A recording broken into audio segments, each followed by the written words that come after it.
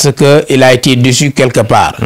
Pour moi, Léonce, il a tout intérêt à accompagner la commune de Tanaf, la jeunesse de Tanaf, mais aussi son pays. Parce que la politique vue sous l'angle de développement, ce n'est pas la politique politicienne.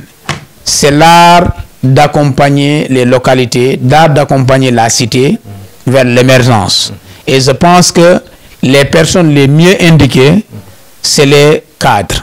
Et Dieu a fait qu'il fait partie parmi ces gens-là. Renoncer à la politique, c'est le renoncer à aider sa localité. D'accord. Vous avez suivi l'arrivée de l'opposant français Mélenchon au Sénégal. Comment vous avez apprécié sa rencontre avec le PASTEF? Bon, j'ai bien compris qu'il était venu dans le cadre de partenariat.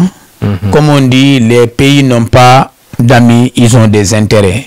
Donc les hommes qui incarnent les pays, ils défendent leurs intérêts. Et les hommes sont dans leur rôle. Mélenchon, il est dans son rôle d'acteur politique en France. Comme il se nomme, la France insoumise. Insoumise, oui. Ça veut tout dire. Et il prône le patriotisme français, qui est comparé à la politique de Ousmane Sonko à travers le PASTEF. C'est presque la même chose. On s'y attendait que le leadership du parti PASTEF, incarné par Ousmane Sonko, a besoin d'ouverture vers le monde extérieur. Et le choix de Mélenchon peut être analysé dans ce cadre-là. Même si il n'est pas au pouvoir, c'est une façon d'envoyer un message très clair à la France République que le paradigme de partenariat n'est pas forcément ce qu'il était. C'est pas parce que nous sommes au pouvoir que forcément nous serons soumises à la politique française incarnée par le président de la France, Emmanuel Macron. La question de débat sur le LGBT, ça a été soulevé après le départ de Mélenchon, ou bien depuis qu'il est venu au Sénégal.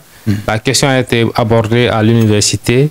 Certains pensent qu'il a fait l'apologie de ça. Est-ce que Sonko s'est fait berner, excusez, s'il peut m'en excuser, ou bien Mélenchon a profité de la situation pour faire la promotion de ça?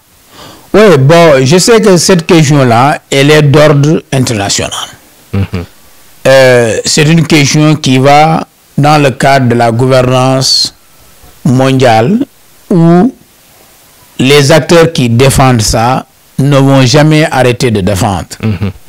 Cependant, je trouvais trop gauche, personnellement, que Mélenchon ait soulevé ça lors d'une rencontre dont moi je pensais que ça allait concerner leur engagement politique en France et l'engagement politique de passer au Sénégal.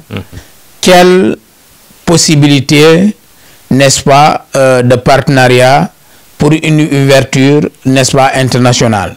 Cependant, je sais que la question de LGBT+, est une question éminemment défendue, peut-être par la France insoumise. On comprend sous cet angle qu'il est tout à fait normal qu'il le pose. Je pense que la réponse de Ousmane Sonko, Premier ministre, était une réponse sans appel aussi. S'il faut dire que l'homosexualité est tolérée, mais non acceptée, non permise, c'est une réalité au Sénégal. Parce qu'au Sénégal, il n'y a jamais de loi qui légalise. Il n'y a jamais de comportement qui légalise cela. Cependant, ceux qui se disent homosexuels, qui pratiquent, il n'y a jamais de sache aussi à la sorcière. Donc, je comprends les propos d'Ousmane Sonko sous cet angle-là. Donc, je pense qu'il y a non lieu de débattre dessus. Parce que dans notre culture, il a même été, je crois, clair pour dire au même moment, quand nous partions chez vous, on est obligé de s'adapter à votre vision, à votre culture. Et la courtoisie. De comprendre cela avec nous quand vous venez chez nous. Effectivement. Il l'a dit. Je pense qu'il a été beaucoup plus explicite à ce niveau-là. Donc, à ce titre, je vois que il y a un certain média qui veut en faire un débat, qui veut en soulever, et d'autres partis politiques ou bien leaders politiques veulent prendre ce débat-là au rebond pour installer un débat inutile. À mon sens, je ne trouve pas ça nécessaire.